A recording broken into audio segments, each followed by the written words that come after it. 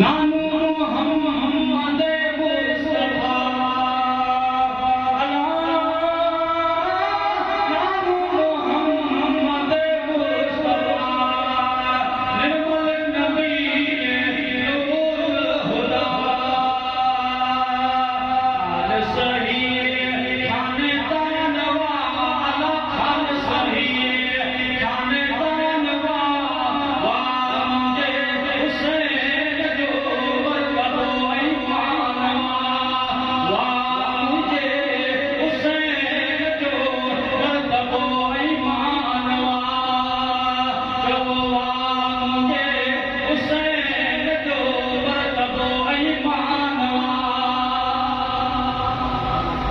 अन्या दुनिया में आयो ना सुने नबी ॿुधाए उत में फज़ल वारो था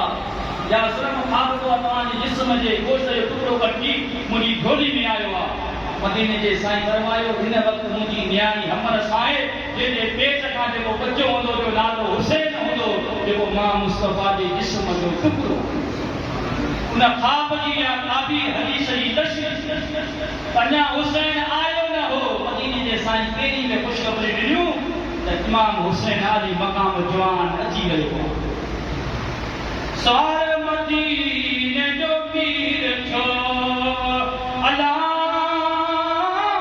सवार मदीने जो पीर छो सवार मदस चढ़ा पीर छो हर को ॾिसी हैरान वाला हर को ॾिसी हैरान वाला सवार मदीने जो पीर सवार मदस पीर वो ईद वारो वाक़िओ ॾिने को ॿार फोड़न ते सवार के ॿार उठन ते सवार पवा हुसैन सवारी मदीने जो पीर मथन ते सवार मुंहिंजा प्यारा इमाम हुसैन अली मक़ाम सभिनी ईद गाहवान ॾिसी चयो सवारी ॾाढी भली मदीने जे साईं फरमायो सवारी ॾाढी भली सवार बि ॾाढो भलो आहे सवार मदीने जो पीर थियो अला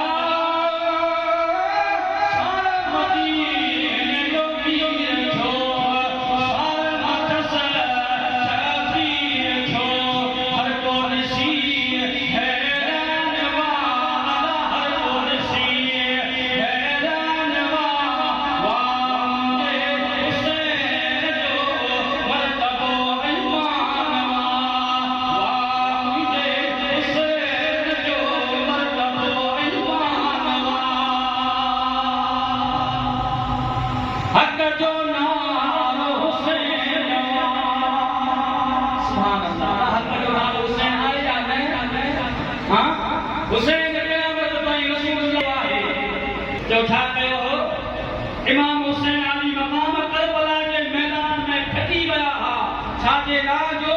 ऐं कामयाबी इन जे न चवंदा आहिनि मुक़ाबलो खटी वञण इन जे न चवंदा आहिनि जो दुश्मन खे दसे न बल्कि कामयाबी ऐं इम्तिहान में पास करण खे चइबो आहे त जंहिं शइ जी कढ लॻिजे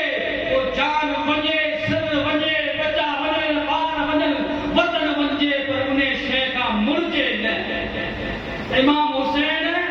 इस्लाम जे क़िले खे मज़बूत करण जे लाइ यज़ीद जे अॻियां सिर न झुकाइण जे लाइ वतन क़ुर्बान कयो बचा क़ुर्बान कया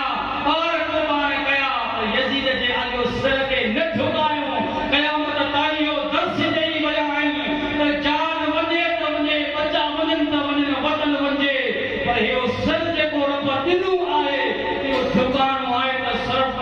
ख़ुदा जे अॻियां झुकाइणो आहे बाक़ी कंहिं बातिल जे अॻियां न कंहिं वॾेरे जे अॻियां न कंहिं ज़ालिम जाबिर जे अॻियां न सिर झुकाइणो आहे त सिर्फ़ रब जे अॻियां झुकाइणो आहे हक़ जो नाम